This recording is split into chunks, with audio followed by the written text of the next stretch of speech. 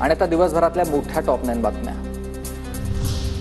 मुख्यमंत्री देवेंद्र फडणवीस यांचं दावोसमध्ये स्वागत। मुख्यमंत्र्यांचा आजपासून 5 दिवसीय दावोस दौरा जागतिक आर्थिक परिषदेला हजेरी लावतील।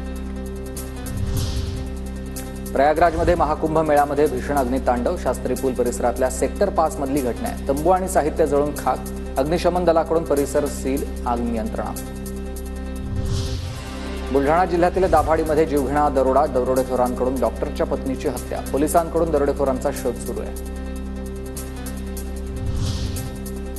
7व्या आयोगामुळे राज्यावर आता 3.5 लाख कोटींचा बोजा। 10 वर्षात वेतन आणि निवृत्ती वेतनामधील फरकामुळेच राज्य सरकारवर जवळपास 3.5 लाख कोटींचा बोजा वाढलाय।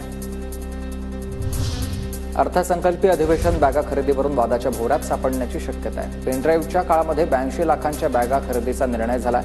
विरोधकांकडून सरकारच्या या निर्णयावर टीका।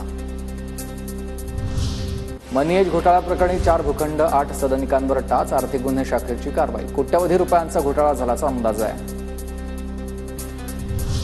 परभणीतून मुंबईकडे निघालेल्या लॉंग मार्चचा आजचा 3रा दिवस। लॉंग मार्च जिंतूर शहरात दाखल झालाय। जिंतूरच्या राजेगावमध्ये 3ऱ्या दिवशीचा मुक्काम असेल। सोमनाथ सूर्यवंशी, विजय वाकोडे यांना न्याय देण्यासाठी अनुयायींचा लॉंग मार्च। मुंबईतील वानखेडे स्टेडियमला यावर्षी 50 वर्ष पूर्ण। वानखेडे स्टेडियममध्ये मराठमोळा आनंदोत्सव। क्रिकेट लिजंड आनंदोत्सवामध्ये सहभागी झाले। मुंबईत आता मेट्रो, बस, लोकल आणि मोनोच्या तिकिटासाठी एकच ॲप असेल। मुंबईकरांच्या सुलभ वाहतुकीसंदर्भात सरकारचा मोठा निर्णय।